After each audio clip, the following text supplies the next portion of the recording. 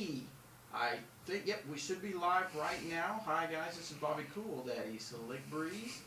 We're here at the Dynamic Discs Studios. Yes, we're have good health on our YouTube stream. Hey guys, so we're streaming out to YouTube and to Twitch and to our Facebook group, Disc Golf Answer Man Facebook group. So what's going on is, this is kind of an impromptu thing. Zach Newhouse, who's visiting from Canada. Yep. I said the wrong place again. We were live on Instagram and I said the wrong place. So I'm just going to go with Canada. I'm safe that way. Anyway, he came into town to kind of visit the warehouse and visit some friends and stuff here.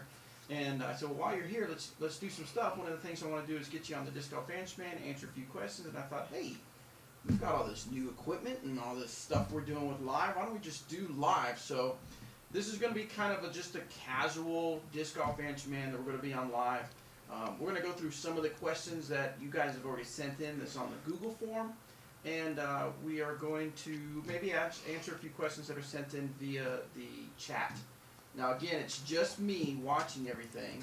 So I'm paying attention to YouTube, to Facebook Disc Golf Answer Man, and I'm going to try to bring up Twitch. So bear with me if I don't get to your questions. Yeah, first, so Xander says, nice to meet you, Mr. Newhouse. So let's get with that. Zach, tell us about you. Who is Zach, and why are you here? No.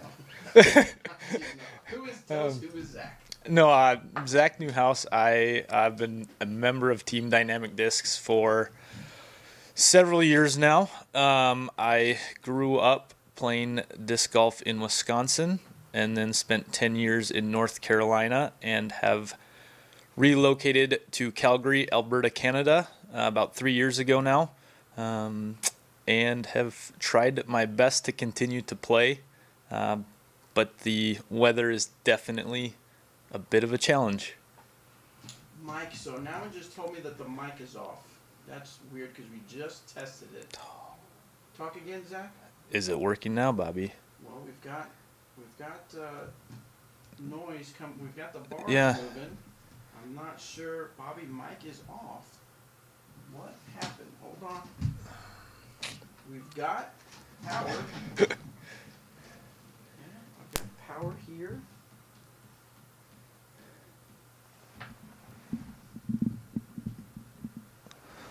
Now what happens when you talk? Is it good now? Oh, Zach's mic is fine. Bobby's is off. It shouldn't be off. Oh, I know what's going on. Here we go. I bet you can hear me now.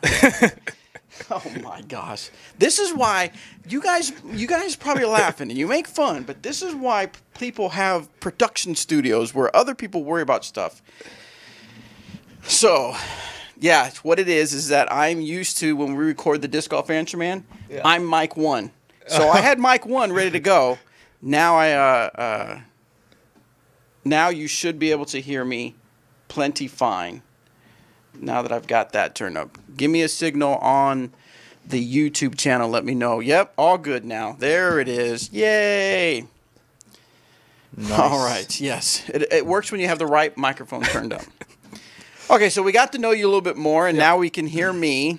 Tell us just real quick, though, how you got your start going with, tell us kind of your disc golf story. So I was a college tennis player, and one afternoon, a friend of mine said, hey, there's a course down the street. You want to go play? And I thought, sure, why not? This sounds fun.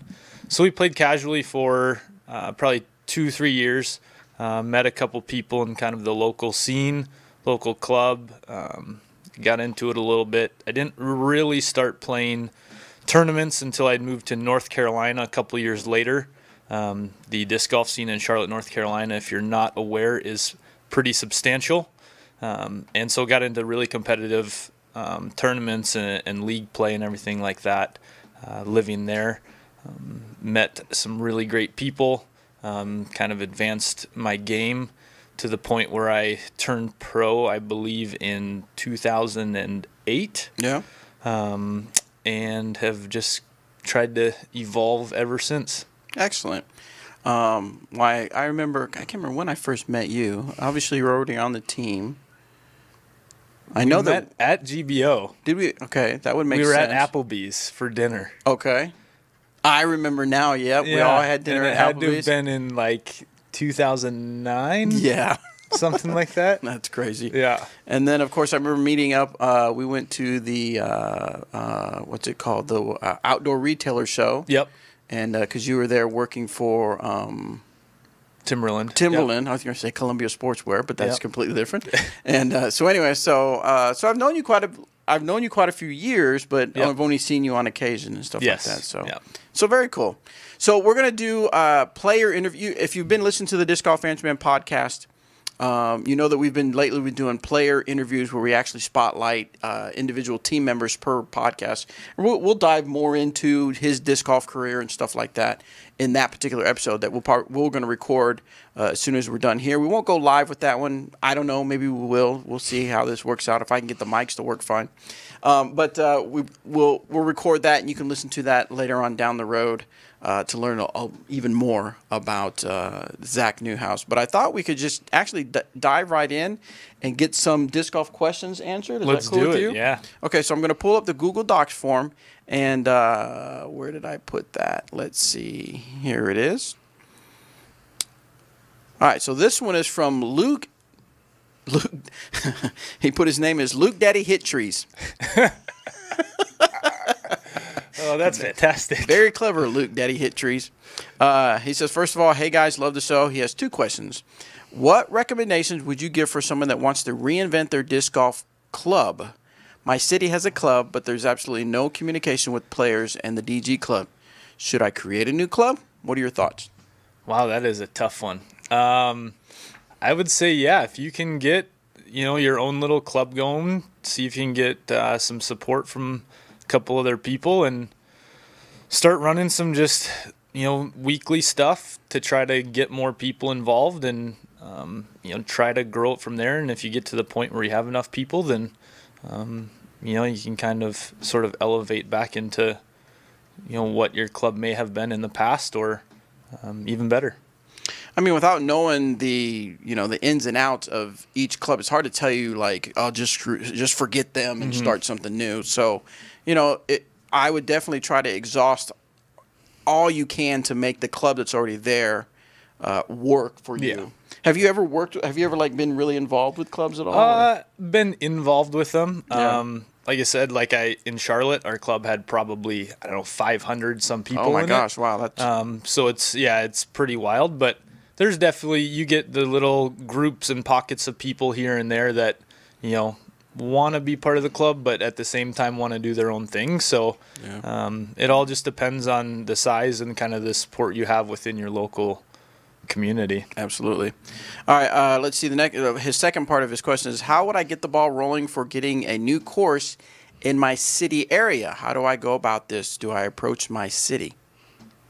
You definitely can. Yeah. I'll give Eric McCabe's answer here and say you can contact him at what's his course sales at dynamicdisc.com. But I mean, whether it's through your club or if you meet somebody or know somebody at the parks department or the city, definitely toss the idea out there and never know what kind of response you're going to get, and you can kind of take it from there. Yeah. Sorry, guys. I got something in my eye here. It's driving me nuts. Ow. Okay. Hold on. This is kind of embarrassing. Being live and having something in your contacts. Woo. Okay. So we're going to try to make it through with the... If you guys wear contacts, this is not very fun to have this happen. So I would say, my opinion is, yes, you have to go through the city, but... Don't and we've said this before, don't be too put off if they laugh in your face. Yeah.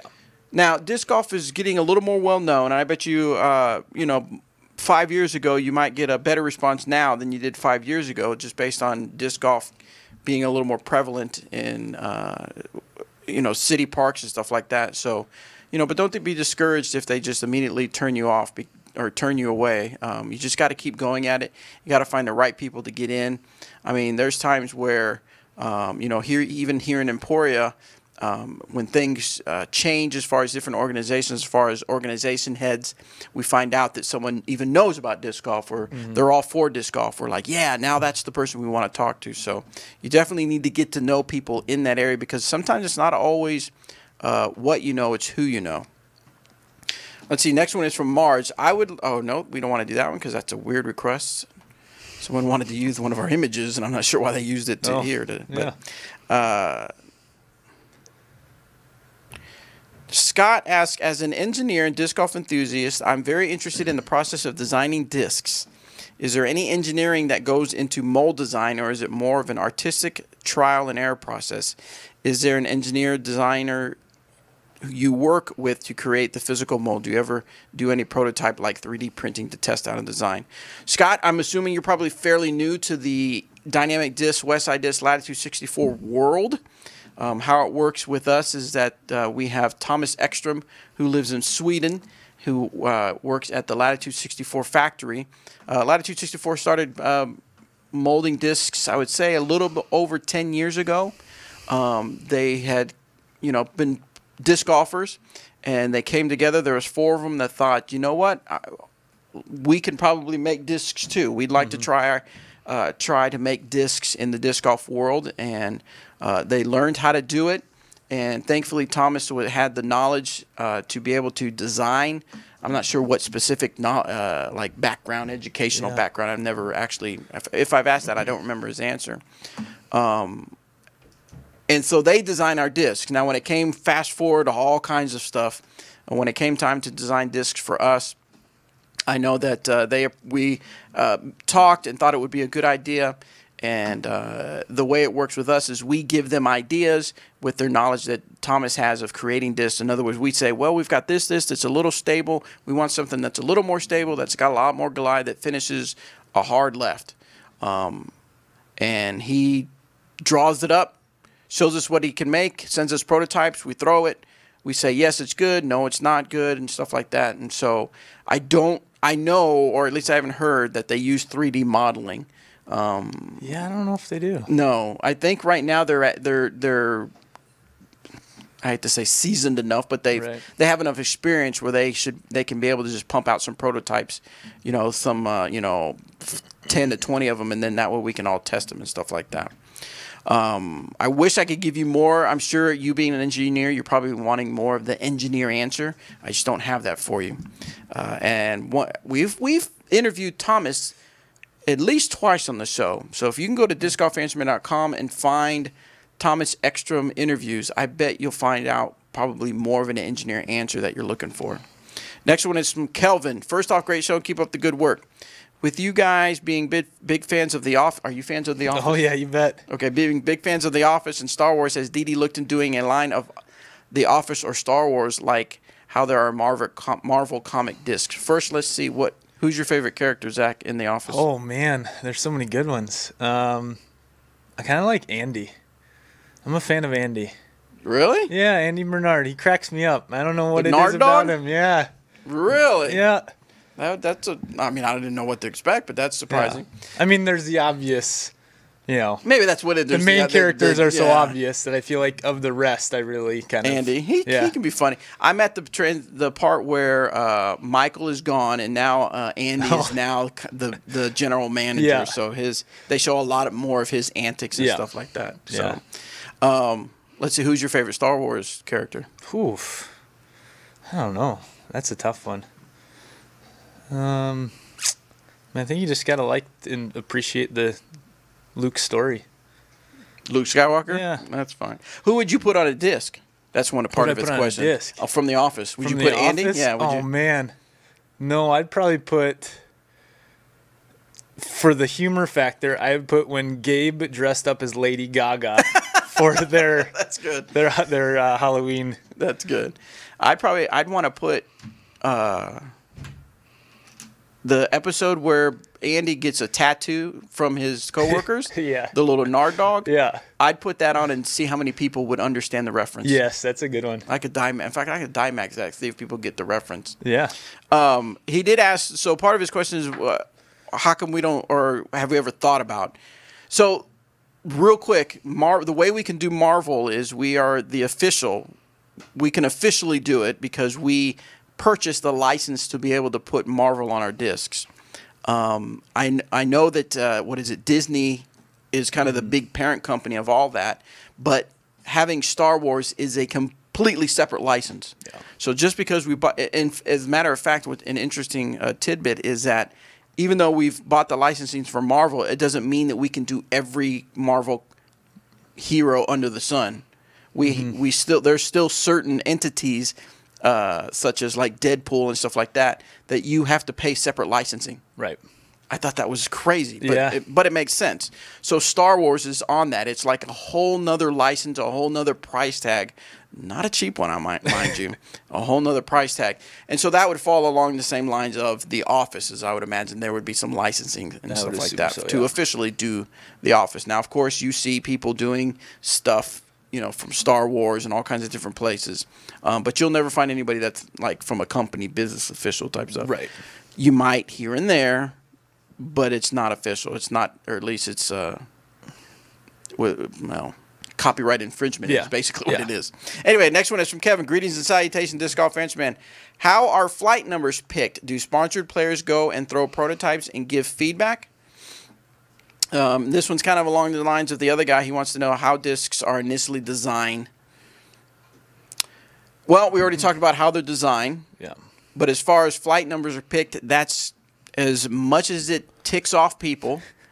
That's kind of what it is. Yep. Right? Yep. Yeah, we get prototypes every time a new disc comes out. Yeah. And we get the sort of couple weeks later, hey, what do you guys think? Is this kind of what you expected? And then whoever here or back at Latitude kind of comes up with what the numbers that attribute to the feedback is.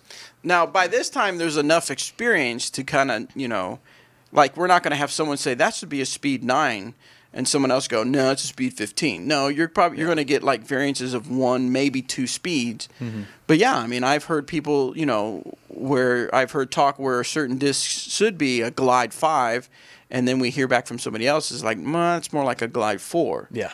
Now we can get into the whole debate and the whole argument of flight numbers and what they mean, what they don't mean, why they should. Somebody should invent a machine. We can go down a huge rabbit hole on that. But yes, basically, people are throwing them, giving feedback, and that helps us determine what the flight number should be. What are your thoughts on flight numbers, Zach? When you go shopping for a new disc, do you immediately go look at the flight numbers? I take notice of them just to have kind of a benchmark of what it might do. Yeah. And then just throw and kind of get your personal preference or take on it. I think getting to deal with the whole prototype part of it kind of helps where there aren't really any numbers yet totally defined. It's kind of hey, this is going to be an overstable driver. What do you think? And then kind of go from there. And I mean, they all seem to be fairly close, but obviously for different people, discs do different things. Yep. So. All right, next one is from Alex. Hey guys, love the show. Shout out to Robert. Oh, I wish Robert was here. Shout out, but we don't really like Robert that much anyway, so it's okay that he's not here. He's okay. Shout out to Robert Birdman McCall. You the bomb, bro. My question is this: can you explain which discs you choose when it's really windy? Also, can you tell what disc you would choose in your current bag based on a headwind, tailwind, left to right, right to whoa? Okay, so we'll break it. We'll use you. We'll use you. So first of all, can you explain which disc you choose when it's really windy? So let's say it is a headwind, just a full-on, pretty good headwind. What disc are you grabbing? I will usually, depending on the distance, go for Defender, Enforcer, Felon, Criminal, something really overstable. Why is that? Into a headwind, you need the stability to kind of fight through it and then still have a tail to it, a finish to it. Anything less stable, the wind's going to affect it a lot more, turn it over usually into the ground or in a direction you probably don't want it to go. All right, now let's go to the next one. Tailwind, what are you grabbing? Tailwind, then it's kind of the opposite. Then you go a little less stable. So right now I've been trying out the new Captain as a distance driver. It's fairly understable, but with the tailwind it kind of gives you the extra stability. and has a ton of glide, so that's nice. Truth's in a tailwind. They already glide a bunch, and so having the extra wind to keep it going is nice. You can always usually disc down, I guess, with the tailwind in a sense, because the wind is going to give you the push as well as create some extra stability. So that's what I would normally go with. All right, now he wants to know about a left to right wind. So this always depends on what shape of the shot you actually want the outcome to be. Yeah. With like a left to right wind as a backhand, in a backhand throw, it's going to essentially knock down a Heiser. So I would still probably throw something overstable, but know that it's not actually going to finish to the left as much because the wind is going to start to knock it down when it hits the top of the flight plate. Whereas if I throw quite a few forehands in a left to right wind, it's going to get picked up and carried with the wind. So I usually try to avoid it. I try to make sure that, especially in crosswinds, that the wind is always hitting the top of my disc. So I'll throw whatever angle essentially against the wind to fight it. So I guess that would be the same with right to left. You just kind of do the opposite. Just the opposite, yeah. Just the opposite of what you said. Yeah, because he says, just so I can know at what stability based on my skill level that I need to throw, I seem to have trouble picking the right disc when wind is coming left to right or right to left. So especially like if you're going to throw like a left to right wind as a righty backhand, if you throw it Heiser, the wind is going to want to push it. So if you were to throw something really overstable, it's just going to keep going right until it says it doesn't want to go right anymore. Yeah. But if you do take something overstable, it will try to fight back out of that. But it's definitely a lot tougher to control in the crosswind, letting the wind push the disc as opposed to pushing against it. Gotcha. And actually, I have how cool is that? I actually have some captains because you mentioned you're trying out the captain for the Tailwind. What is it about the captain again that you're really digging? Just with the Tailwind, because it's understable, it's really fast and has a ton of glide. It's really new. I generally have been throwing trespasses in Tailwinds, so the captain's a little bit faster. Yeah. Seeing if I can get a little bit extra distance out of it. That's what I've been doing when we've been going out for a casual. Now I've only maybe done it 2 or 3 times. I had a couple captains with me. And when I would throw a shot with the trespass, I would grab my captain just to see what happens. And they seem to have very similar flights, but the captain seems to give me another 20, 25, maybe 30 feet on the throw. But yeah, so I'm really, really digging the captain. Now, would you sidearm the captain at all? The Tailwind, yeah. Tailwind, yeah? Yeah. Okay. Anything less than that would be tough because it is fairly understable to put that much speed and spin on it with a forehand. Yeah. So if you're watching now, remember when we've mentioned this before recently, tomorrow, Friday, April 13th. I just realized tomorrow is Friday the 13th. Yeah. So anyway, the captain comes out in the stock stamp, as well as the Maverick comes out. Now, have you thrown the Maverick? Is that in your bag at all, do you think? I've only thrown it a couple times. Really? Yeah. What are your thoughts on this? I'm not sure yet. Really? Because it's got a really small rim for a fairway driver. Yeah. Which I don't know how much I like or dislike that. Oh, wow. I've been throwing the Thief as my kind of understable fairway driver, and it's a little bit sharper of a nose. Yeah. And that, for me, seems to fit my hand a little bit better, but I'll definitely kind of continue to give the Maverick a try and see. I like the Maverick. I'm curious. I might pick up because, again, this comes out tomorrow as well in the stock stamp. Of course, we've had the first run in the Captain of the Maverick a couple weeks ago come out. But I want to get a couple loose because I have a special edition Maverick, which I like. And then I was able to get my hands on a match play, which is just a fusion burst. And that thing, it throws so good for me. Last night I posted on Facebook. I saw that. Yeah, there was hole 15, Jones East. I actually I know you did. I even looked at it before, and I thought, that was not 450. And I looked it up, and I was like, 351. And then I saw another spelling error and took care of that and forgot to change the 451. So anyway, I threw it was a 351-foot hole, and I threw it so nice and clean. And there's a tree on the left that you have to kind of either go super straight. A lot of people sidearm it to go out over the road that's there and bring it in, or some people do a little turnover. I did a really straight shot. It turned just a little bit, but came back just enough and parked right under the basket, even went past a little bit more. And Jeremy was there and some other people were there. They were cheering me on, and I looked at it. I was like, that is the best throw I've ever done on that basket. And then a lot of times when I threw the Maverick, people would be like, that's a nice throw. So, and what's good is Jeremy was throwing the Maverick as well.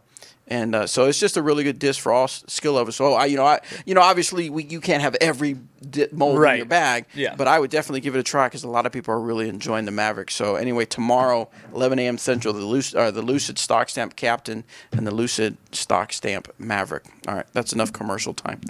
Back to the real stuff. Kidding. We got to throw that in every now and then. So this one is from Rec Rob, Mr. Robert Hastings, who hopefully you enjoyed some of the instructional videos that he posts on Disc Golf Answer Man, because he's doing a good job with those.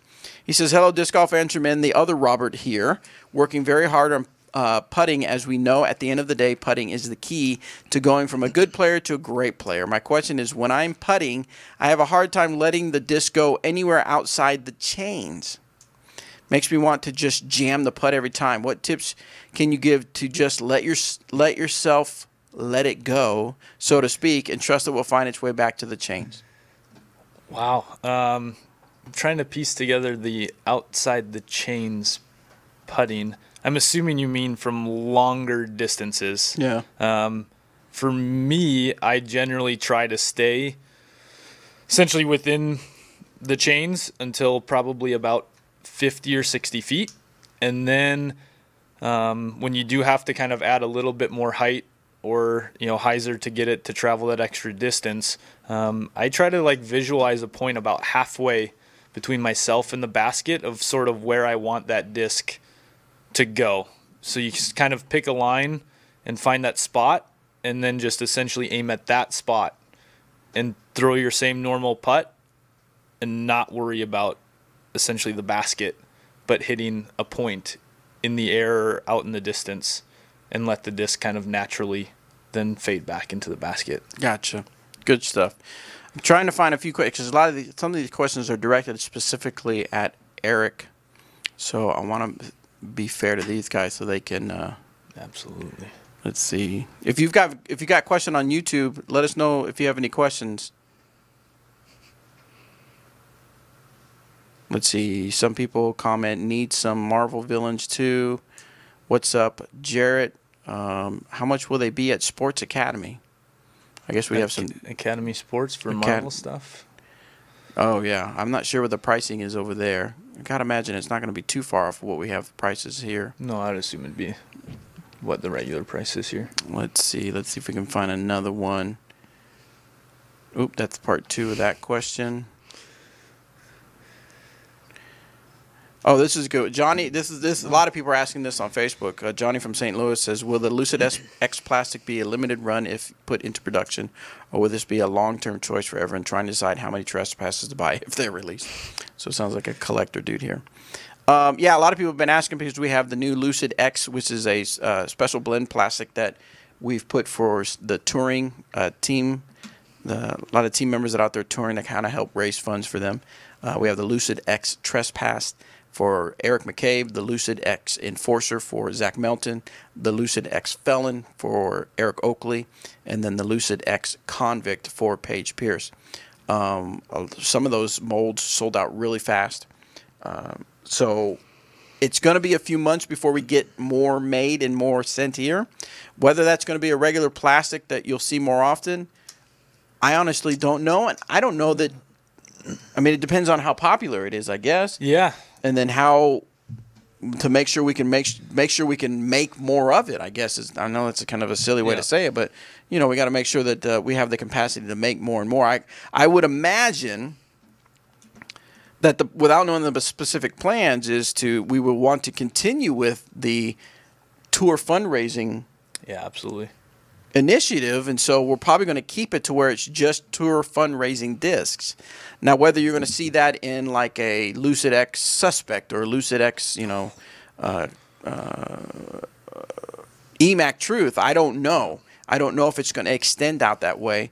I'm sure if the possibility is there and it makes sense for raising funds for those team guys, that it'll happen. But no, I don't know for certain.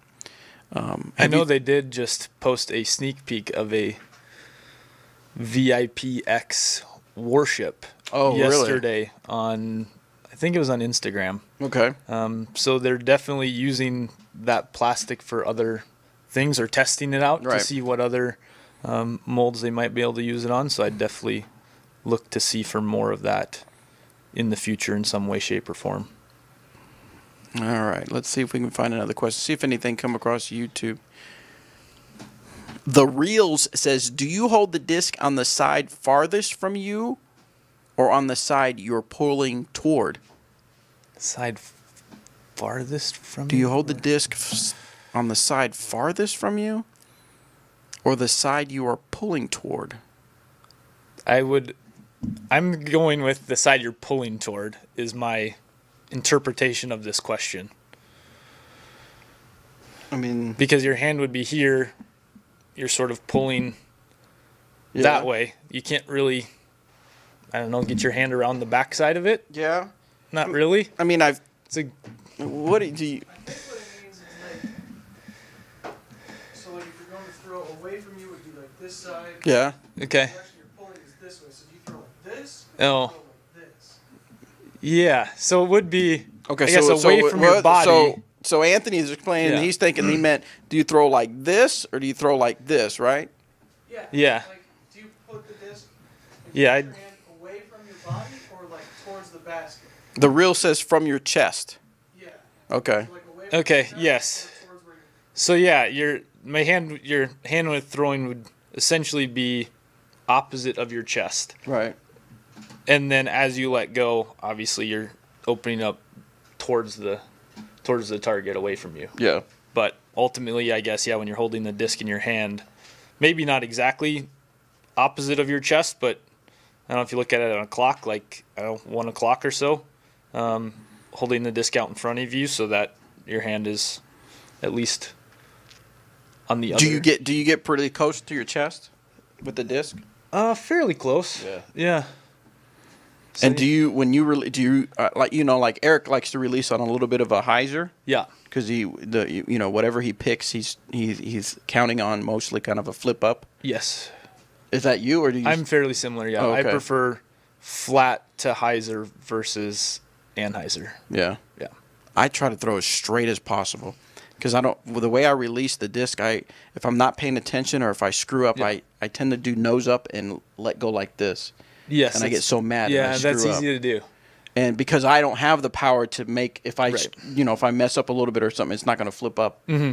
I mean, someone would say maybe I have the wrong discs, but then I'm afraid if I get too, because I used to throw a hatchet a lot and I put it back in my bag just to throw it around a little bit, and I turned it over too much, and too much to the point where it's like maybe it's just not my disc anymore. So anyway, I mean, I think ultimately, if you can throw flat consistently, that's the best way to go. Yeah.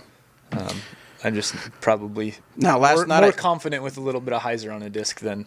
I had a shot where I had to throw between two trees, and I usually throw my suspect, but when I throw my suspect, I throw a little bit outside, knowing it's going to come in, it's going to finish hard left. But there was a tree in the way, so that wasn't going to work.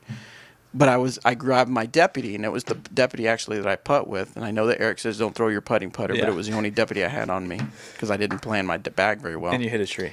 No, good. I threw it, and I purposely told myself release it like this. Yep. And that thing just stood up so pretty. Perfect. And it stood up and got out of the way of the one tree and then came back and missed the other tree. And people actually clapped for me on that shot. So it was a good Bobby. shot. Yeah, right. That was just one good shot I had. But, I mean, it's just interesting how for a shot, when you're shaping the shot, how you got to pick the right disc. Because I knew if I threw it in the past when I threw that deputy straight, it would turn a little too much. Yeah. If I had to get on it a little bit. So I knew if I released it like this, it would stand up. But it's just interesting how you have to, how you can manipulate the way you release it to manipulate the shape, whatever. Zach, what are your personal disc golf goals for 2018 season? To hopefully play as many as possible with a full-time job and living where I do, tournaments are fewer and harder to come by than I may ultimately like. But I think ultimately my goals are to have fun, do as well as I can at the couple of tournaments that I do get to play. For me, the GBO and Canadian Nationals are kind of the two major events that I usually play. I was fortunate to have a good finish last year here at the GBO, so I finished 7th. Yep. So I hope I can. You're on the lead card for. I was. Was it round 2 or 3? Yep. Round 2. Round 2. Yeah. Good stuff. So I'd like to, hopefully have good finishes here and as well as at Canadian Nationals this year. Okay, so last year you played the Emporia Country Club course once, right? No, we didn't. You that played was twice? The round that got canceled. Never mind, you didn't play it at all. Final round got canceled. We played Olpe. But you played the Emporia course. I played it 2 years ago. It was the final round of GBO for us. What are your thoughts on, because we played it this morning because we did some course preview stuff. In fact, if you've been waiting for that, I filmed Eric and Zach early this morning on that. What were your thoughts on some of the changes that? I really like the changes. Yeah. I think the flow of the course is really good. And there weren't any significant changes, but the little kind of changes that did happen, I think were all in a positive way. So what are your thoughts? Okay, so it's tournament day, right? Mm-hmm. And you walk up, and hole number 1 is 1,135 feet. What goes through your mind?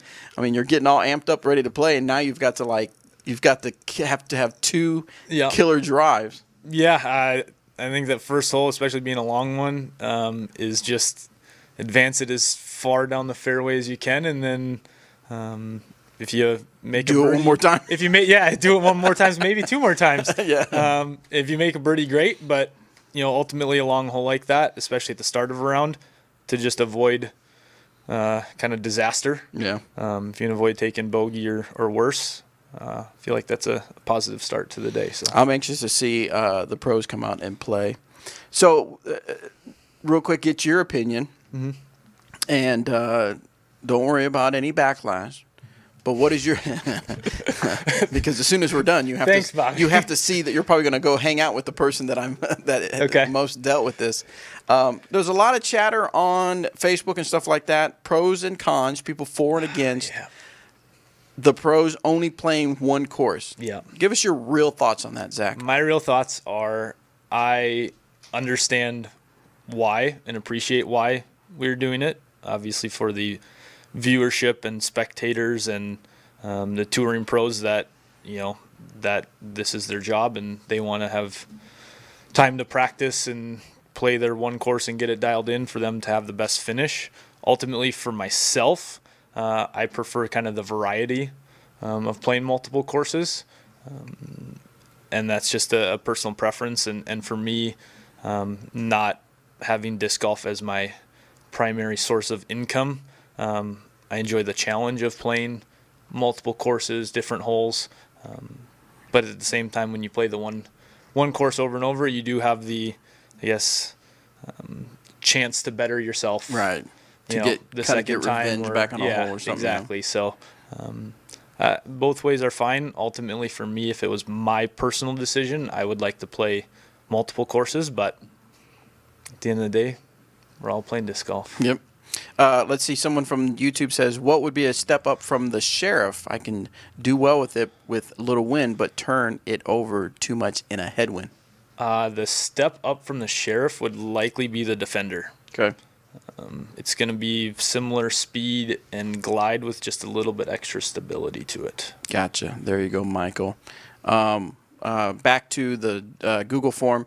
Hey, Answer Crew. This is from Tyler. Recently, my local club was wrapped up. Let me start this over again. Recently, my local club has wrapped up our winter PDGA league. The TD told me that even during a PDGA league, if the park allows alcohol, that it is fine to drink during the league. I was talking to another friend of mine about this, and he is sure that this is not the case. Now I'm seeking help from the professionals. Yes, Tyler, if it's a PDGA sanctioned event, if it's sanctioned by the PDGA, then you are not allowed to drink alcohol during the round. Correct. Yes. So I'm not sure where the information your first friend got, but your second friend is right. So there it is. Absolutely. And you can quote us on that to your first friend. Mark asks, does DD make a soft or flexible deputy similar to a soft pure? Well, you are in luck because this question came back on February 12th, but as recently as a couple weeks ago, I believe it was, we came out with the classic soft deputy. And I actually picked one up because I've heard different people say they really like the soft feel to the plastic. So I picked one up. I putted. We had tags last night, and I putted with it a couple times. You definitely have to get used to the feel. Now, do you what plastic type do you putt with? I putt with either the classic hard or the blend. The blend, okay. Yeah. Which in the summertime when it gets warm, it gets a little softer. Yeah. Now that's usually when I make the switch. I was looking for pictures to put on the YouTube, and I noticed a couple pictures where you're putting. You putt. Do you still putt with the Cenis? No. Okay, so you that was, I believe, for that was quite a way photography purposes. Oh, that was for okay. As in those were the discs available at the time that I. Okay, no, okay. There was one picture. Maybe you weren't putting, but you were. It was raining. Okay. You weren't here at Worlds, right? Not Worlds, no. Okay, so it would have been GBO. 2 years ago. You had a coat, and it was awful. Yeah. And you had a Cenis, and you were kind of wiping it off, but it may have been an upshot. That tournament, I think I had putted with the Cenis a couple of times because it was wet and cold and windy. I've heard people... So I definitely, at times, used it. I've heard of people using a Cenis or even a Suspect as their putter if it's really, really windy to take advantage of that overstable. Yep. So what do you putt with? I putt with Wardens. Wardens, okay. Yeah. If Robert was here, he would cheer you on. I have been trying Marshalls, and I've been going back and forth. So so that's interesting. So why? Why try something different? I mean, for me, a lot of it's just the feel. Like, unless it's really, really understable or really, really overstable, inside of 40 feet, the flight is almost the same. So for me, it just comes down to how it feels in my hand and essentially the release and how it comes out. Some days I'll carry both just in case. If one doesn't feel right, I can switch to the other and ultimately get the same results, but just have kind of that different feel in the hand. Gotcha. So anyway, back to the original question. Yes, we do have some soft deputies that are available right now. There's some pretty sweet burst ones in there. Let's see.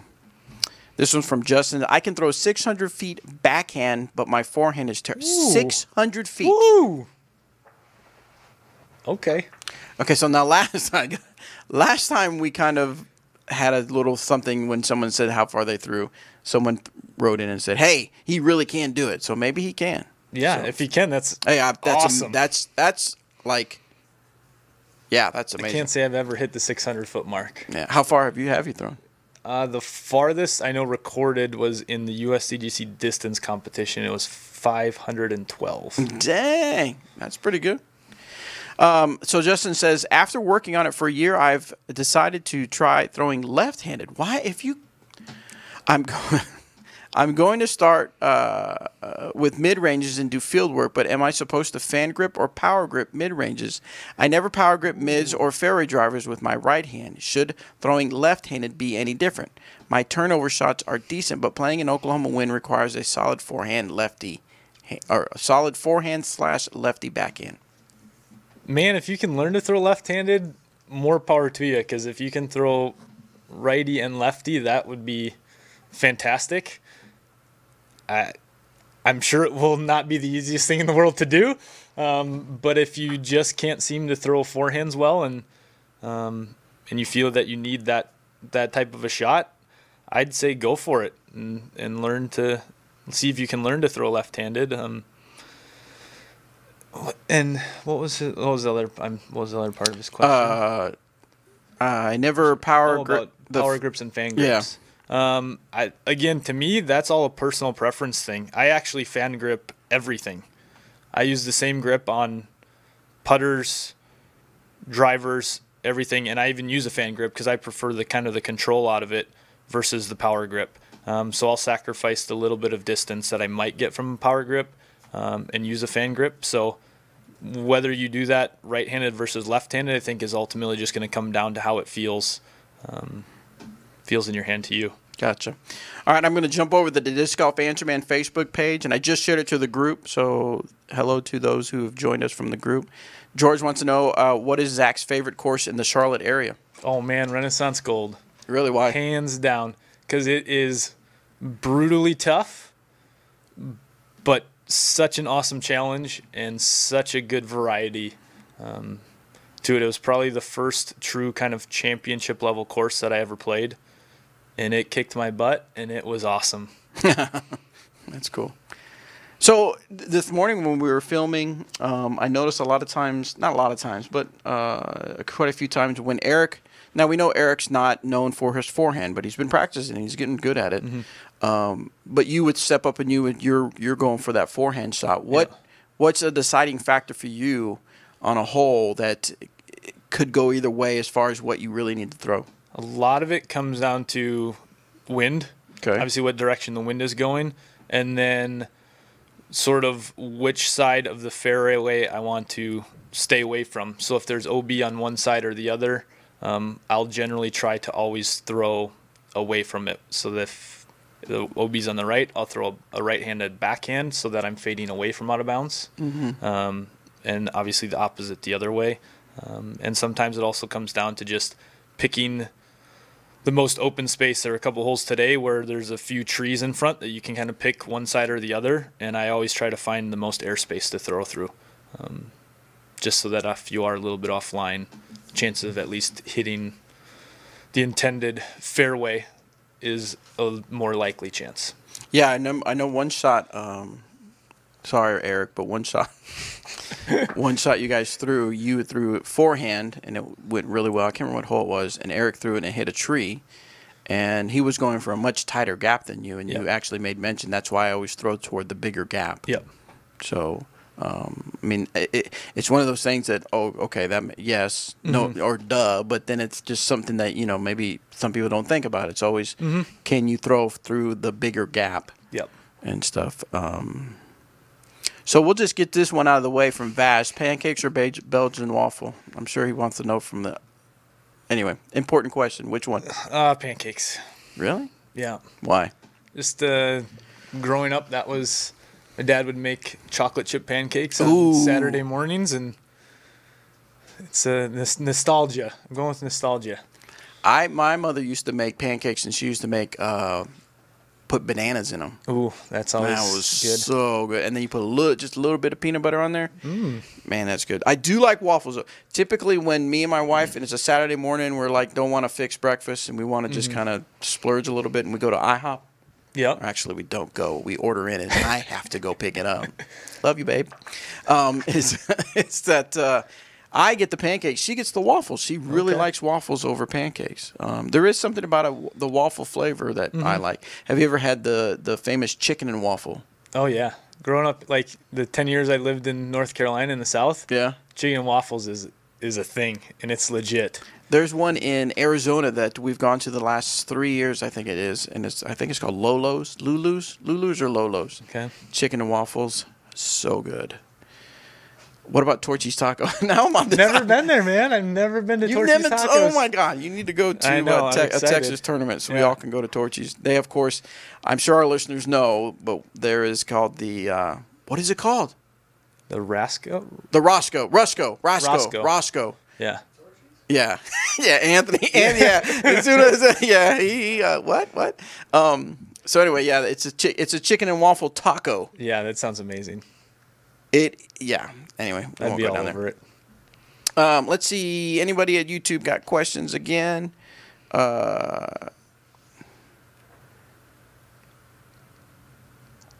Like the swing of that test. Okay, people are just look like they're just people are chattering. Chenzo, are AM players allowed to be sponsored by local bars, bowling alleys? I was recently at a local bowling alley / bar discussing with the owner the sport of disc golf and my plans to compete in tournaments this year. The discussion turned into a potential sponsorship opportunity for me where I would be provided polos advertised in the establishment with the expectation of wearing them during tournament rounds, and they cover the cost of my entry fees. Is this allowed in any capacity? First of all, Chenzo, good on you for taking that initiative. That's pretty cool.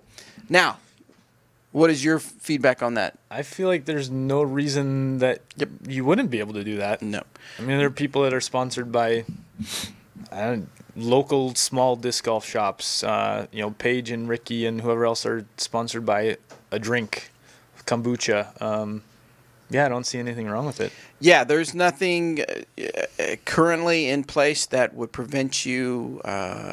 It would not ruin anything as far as your PDGA standings, rating, membership, ability to move up to pro, not move up to, and none of that. Yeah. There's nothing stopping you from doing that. So if you are able to secure a sponsorship from a local bar or whatnot, I would definitely go for it and then do your best to represent them.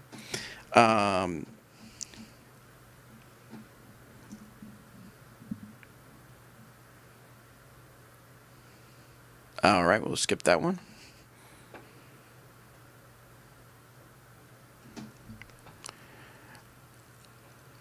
All right, Josh wants to know, hi, how do you organize your bag? Josh, currently I have a Prodigy BP1. Since I just started, I wanted an affordable bag that would hold me over until I step up. The downside of this great little bag is that it doesn't hold a ton of discs, so organization is the key. I currently fit 3 putters in the putter pocket and reserve the main compartment for mids and drivers, but what's the best way to organize them? What has proven to work for you? So how do you organize your bag? Oh, man. I feel like I guess I put them all in the main compartment. I don't really. Yeah, but do you do anything like mids and drivers? Or I generally do, slowest to fastest, I guess. Okay. With I guess putters and mids on sort of one side and drivers on the other side. Yeah. But within that, is there anything organized as far as like your drivers? Is there any? I guess method to where they're at. Generally in stability, probably would be okay. So you're saying like you have your drivers and you would actually literally go from stable to overstable. Yeah, or more stable? Yeah. So I'll put a trespass, then an enforcer, then a defender, something like that. Do you keep that like if you're in a tournament? Does it stay that way as you're putting them back in, or relatively close? Okay. I'm not. Yeah. I don't go over the top and make sure that every disc goes exactly in the exact same spot it came out of. But now, do you use because you use the Ranger bag? You have one of the I know it's a gray and black one. I can't remember the name of it. Yeah. But do you keep any discs on the top? Generally, I don't. You got enough in the main compartment than your 2 putters? Yeah. Use the top just for extra storage and stuff like that. A lot of times when I'm just doing a casual round and the top one may have 1 or 2 that I like the Captain. I'm trying out the Captain or the Saint. I was looking through my closet and I was like, I haven't thrown the Saint in a while, so I grabbed that one to put it in. I put it in the top as my kind of like I won't need it unless I think of it or something like that. Yeah, like today I would have put an extra disc in the top compartment for like the island hole. One that you're not at Country Club where it's essentially it's the same disc is what I have in my bag, but it's not the actual disc that I have, seasoned into. Me, I have drivers and mids and then my putters, but when I put them back in, and it's kind of interesting because I don't care what I put them back in that setup. Because I literally, and I'm sure it's the same for you, and I'm sure the same for a lot of people, but I know my disc colors so well. Yeah.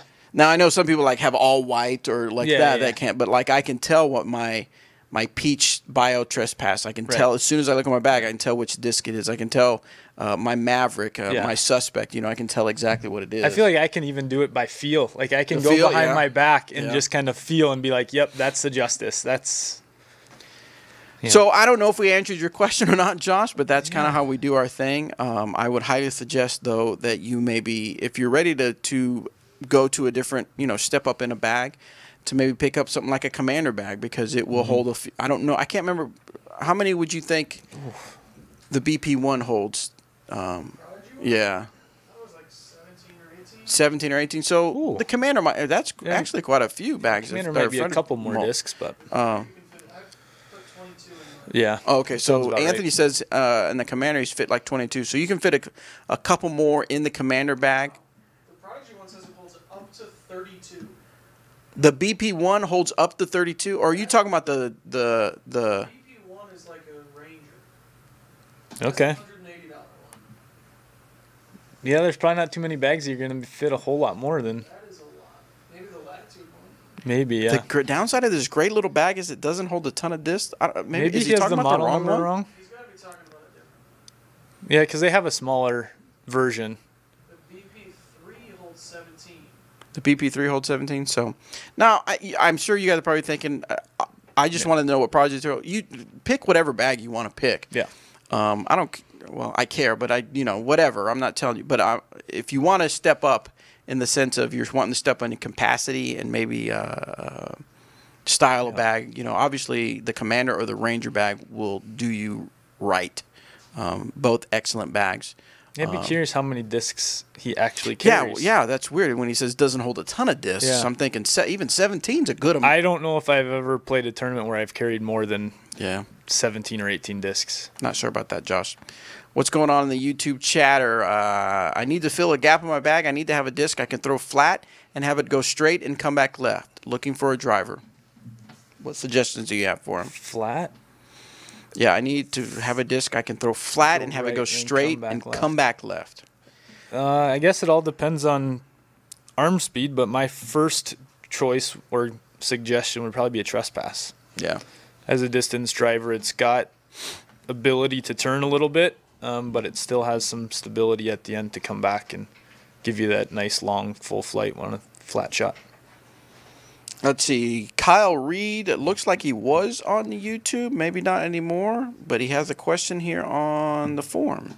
How do I get my town interested in disc golf when nobody has ever heard of it? I need interest in order to get the town to back the construction of a course. Wow. I mean, this type of question comes up a lot, and I mean, there's so many intricacies.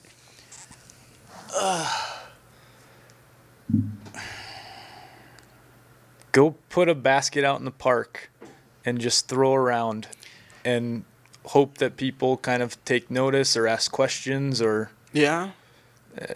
I guess I was thinking... If nobody's ever really heard of it, you can only sort of put it out there for people to see it. I mean, if you say nobody, do you mean like nobody in the town, or do you have like a group of disc golfers that play but travel to other places, but maybe like town officials don't know about it or something? Yeah. I mean, my thinking is if you don't have a course locally and there's a park that you won't interfere with other stuff going on, you could set up, a few temporary baskets and hold somehow organized through the Chamber of Commerce a disc golf instructional and have people come play on a few of the baskets.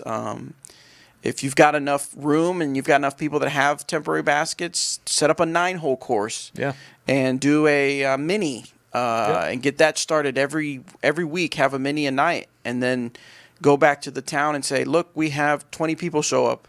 Mm-hmm. What can I do to help build this to where this can become a permanent course? Yeah. Absolutely. I think of that might be a route to go. So I don't know if that helps you, Kyle, but hopefully it did. There's a question about the EMAC True, so we'll save that for Mr. EMAC. Caleb wants to know, I want to get some shoes for disc golf, but I'm not sure which ones to get. I know you meant to say, I need them to be waterproof and not fall apart. So that is, every week I see that new question on all kinds of Facebook groups and at different places. And so what has been your experience with the type of shoes? What shoes do you like to play in? Man, this is so hard because I feel like the preference nowadays tends to be in kind of the trail running type shoes because they're a little bit lighter, but they're still supportive and sort of meant to be a little bit more sort of rugged and aggressive. And generally they come in waterproof options as well. I tend to prefer just to play in running shoes because I prefer just the comfort. since you are out there walking for 18, 36 or more holes in a day. But ultimately it comes down to, what's your end use? If it's shoes that you want to use for more than just playing disc golf, or if you're a toe dragger or something. If you're a toe dragger, Keens are great because they have a big reinforced toe that seems to hold up pretty well to that. Otherwise, it's... You're going to get so many varied answers, Caleb, that you're just going to have to get out there and experiment. I know you're trying to narrow down the trial and error for you, so I totally get that. I totally get that. But you're going to get so many different answers. There's going to be a few brands that will stick out, the Merrills, the Solomons, and the Keens and stuff like that. So you'll get some similarities. But then you're going to have some people like him where he says, I get a good pair of Nike trail shoes, or I get a good pair of Reebok trail running shoes, or something like that. What you got to understand, because you say something that won't fall apart. The thing is that concrete versus shoes is not good. You play on concrete tee pads, and it's going to tear your shoes up. That's just the way it is. Some people that I talked to some people who they remember playing football in high school. I played a little bit, but not enough to have this answer. But they go through shoes all the time. Oh yeah. Because you're constantly doing so. If you're the guy who plays around every day or every weekend, you're out there wearing you're going to tear those shoes up. So you just got to know that depending on the tee pads you use and how often you play, you're going to tear those shoes up. So you're just going to have to find some balance between high quality and price point for you that works. Yeah, and any of the major brands that you mentioned are all going to be primarily the same in terms of normal durability. It just it comes down to how hard you are on shoes and how much you want to Have you thrown the Warhorse yet? A little bit, yeah. Someone wants to know, have you thrown it, and is there a pretty big dome on it, or is it flat? The ones that I've thrown have quite a bit of dome to them. Probably I would compare it to the dome on an Enforcer. Okay. In terms of feel, maybe the rim shape's a little bit different than an Enforcer, but that would probably be my closest comparison in terms of feel in the dome to the Warhorse. Gotcha. All right. Well, we're hitting about the 45-minute mark, I think it is. So we're probably just going to wrap it up. Just see if there's any other questions here on the YouTube channel. So your plans are you've got some stuff to take care of for work after this here in Emporia, and then you're coming back for GBO. Yep. When did you say you're going to be able to come back? Saturday. So you'll have the full week to practice. Yeah. Okay. Yeah. What's typically your practice routine? Right now it's just to throw as many shots as I can because we've had 2 feet of snow on the ground for the last 5 months. So right now it's just a matter of getting out and throwing and get timing and all that stuff back and dialed in. And then next week when we come back, I'll kind of take a little bit more of a specific approach to certain holes that I want to kind of get dialed in and practice a bit more. Very cool. Someone wants to know what your go-to straight forehand driver is. Straight forehand driver, distance-wise, is still a trespass. For me, backhand and forehand, I throw pretty much the same disc to do the same shot, just the other direction. So I feel comfortable. I know a lot of people generally take more overstable stuff with the forehand because you get the little bit extra torque, and a lot of people will turn it over a little bit more. I actually try to throw mine on a bit of a Heiser, like I'd be throwing a backhand. Yeah. And so I generally use the same disc, forehand and backhand, just to finish the opposite direction. Gotcha. Tobias has a question for me. Are you coming to Sweden in the Skellefteå Open this year? I absolutely am coming down there. Lucky you. I know I get to go to, it'll be my 3rd time back to Sweden, but my first time, because the first time going to Finland, because our first stop is going to be the Tuni Open that Juha is got going on there, and he's built an incredible tournament. So yeah, me, Jeremy, and Eric. Yeah, Eric are going out there. We're going to go to the Tuni Open, have a good time out there, meeting people, and then we'll head over to Sweden to visit the Latitude 64 factory and to have some fun out at the Skellefteå Open. So yeah, it's going to be a really good time. Well, Zach, thanks for coming in. We're going to take a little break from this portion, and then we're going to do audio recording. So we won't be back live, but we'll do an audio recording of more of our player interview where we're going to get to know even a little bit more about you, Zach Newhouse. Perfect. And so make sure you are subscribed to the Disc Golf Answer Man show. You can subscribe to a lot of places. In fact, I'm going to bring it up because people ask me, where can I go? How come I can't listen to it at work? Where is it this and that? You can listen to it if you want to on the website. That's a choice. However, I don't always post everything to the website. What's my reason behind that? I don't know. No. It's just, I know this sounds, this probably sounds like a cop-out, but the weeks that we have like a lot of stuff being pumped out, I edit it, we'll record it, edit it, produce it, push it out, put it to our libsyn.com, and boom, I move on to the next project. Yeah. You know, with the website, I have to find a picture. I have to, you know, and when I say it out loud, it sounds kind of tacky. It sounds tacky. It's so much work about it. Yeah, it's so much work. But, you know, you can listen to this on iTunes. You can listen to it on Spotify. You can listen to it on Stitcher. You can listen to it on iHeartRadio, Google Play, TuneIn, Overcast, CastBox, Acast, Auto Radio, or just download a podcast app on your phone and then just subscribe to it, and you automatically get every audio thing I put out there. Sounds pretty fantastic. In fact, one guy even said, can you make your website the ability to, when I listen to it, and then if I have to go away and I come back and it starts back where I finished, it does that on every other platform except the website. So my thinking is I've got 1, 2, 3, 4, 5, 6, 7, 8, 9, 10 platforms you can go to. Maybe select one of those, and I believe each one of those has the ability to kind of pick up where you left off. Man, I sound like I'm griping, huh? Yeah. Anyway, guys, so take a listen. We'll have the player interview on that. Will DD be in Utah this year? I don't know of any plans going to Utah. When will we get more soft justices? Soon.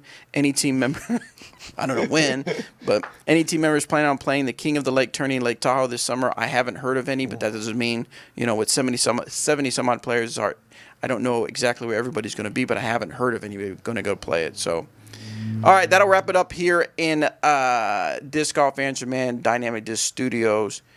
We will see you next time we have a team member. We may go live again, so make sure you're subscribed to everywhere on Twitch, Facebook, and on YouTube.